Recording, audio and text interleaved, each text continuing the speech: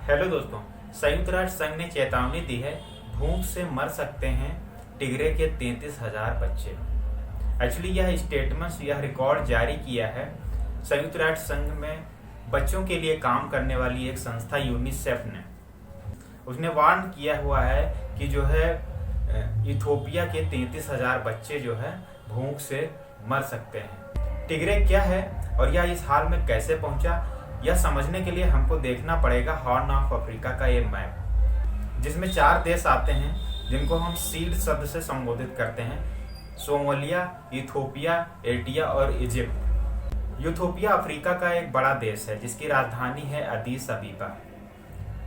Ethiopia अपने पड़ोसी देश इरिट्रिया से 1952 में अलग हुआ और दोनों के बीच में लगातार युद्ध होते रहे। ये युद्ध 1998 से लेकर के 2000 में खत्म हुए। दोनों देशों में शांति बनाए रखने के लिए इथोपिया के मौजूदा पीएम अबी अहमद को पीस नोबेल प्राइज से भी सम्मानित किया गया है 2019 में। इथोपिया के 10 सिग्निफिकेंस ऑटोनॉमी रीजन में से टिग्रे भी एक रीजन है, मीन्स एक स्टेट है। जैसे हमारे इंडिया में उत्तर प्रदेश, मध्य प्रदेश ऐसे स्टेट है, ऐसे टिग्रे भी इथोपिया का एक स्टेट है, पर वहाँ पर फेडरल सिस्टम अलाउ है।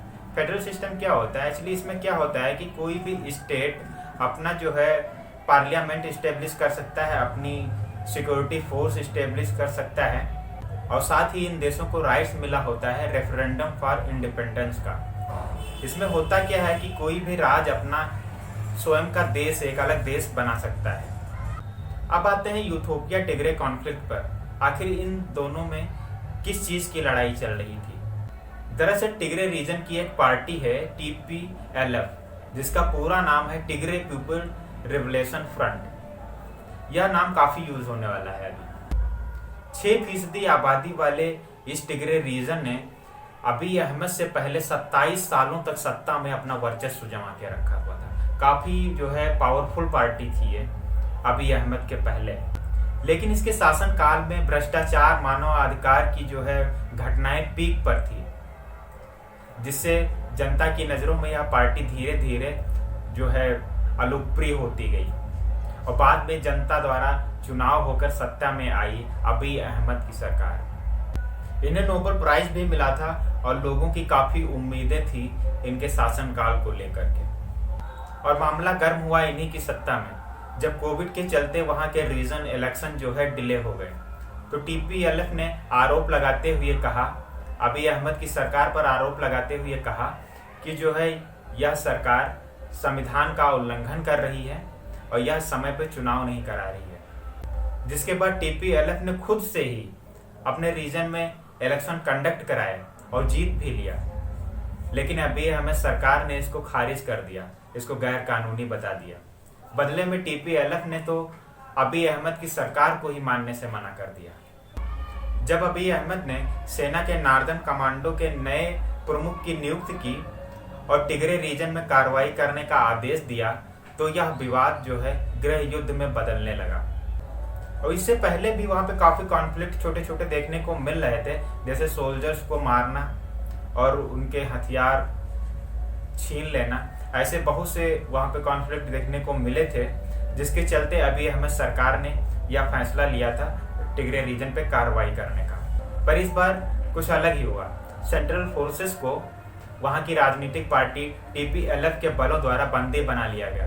उनके उपकरण, उनके हथियार और उनको जो है पूरी तरह से अपने कब्जे में ले लिया और यह लड़ाई लगातार चलती रही। लड़ाई इतनी बढ़ गई कि इथोपिया का पड़ोसी देश एरिट्रिया भी इसमें नजर आने लग गया, जिसके संबंध इथोपिया से कुछ ठीक ठाक हो चुके थे। पर TPLF को लग रहा था इरिट्रिया इथोपिया का साथ दे रहा है, जिससे TPLF ने इरिट्रिया पे भी जो है काफी रॉकेट्स और बम बरसाए और यह लड़ाई एक गृह युद्ध में बदल गई। क्या हुआ गृह युद्ध के बाद? एक्चुअली एक बड़ी संख्या में शरणार्थियों का पलायन हुआ, जो अफ्रीका के दूसरे देशों, सूडान जैसे देशों में जाने लग गए। और इथोपिया जो है पहले से ही एक लंबे समय से अकाली और टिड्डियों के प्रकोप से जूझ रहा था। एक्चुअली ये वही टिड्डियां हैं जो 2020 में हमारे इंडिया के कुछ स्टेट्स में भी देखने को मिली थी। तो इन चीज़ों से इथोपिया काफ़ी जो है जूझ रहा था, और उसके बाद वहाँ की कोरोना पैंडेमिक ने वहाँ की जो है हालत और ख़राब करके रख दी थी, जो है आर्थिक व्यवस्था उसको भी ख़राब करके रख दी थी, और उस पर भी, और उसके बाद भी वहाँ पे ये गृह युद्ध छिड़ा हुआ था। तो विशेषज्ञों का एक अनुमान था कि इस देश को काफ़ी गलत परिणाम देखने को मिलेंगे, और आज ये वही परिणाम हमको देखने को मिल रहे हैं जो यूनिसेफ के आंकड़े बता रहे हैं। तो आज के वीडियो में इतना ही, मिलते हैं आपसे नेक्स्ट वीडियो में एक अलग टॉपिक के साथ। अगर आपने अभी तक हमारे चैनल को सब्सक्राइब नहीं किया है तो सब्सक्राइब कर लीजिए, बगल में लगे बेल आइकन को भी प्रेस कर लीजिए, जिससे ऐसी और भी वीडियो आप तक पहुंचती रहे।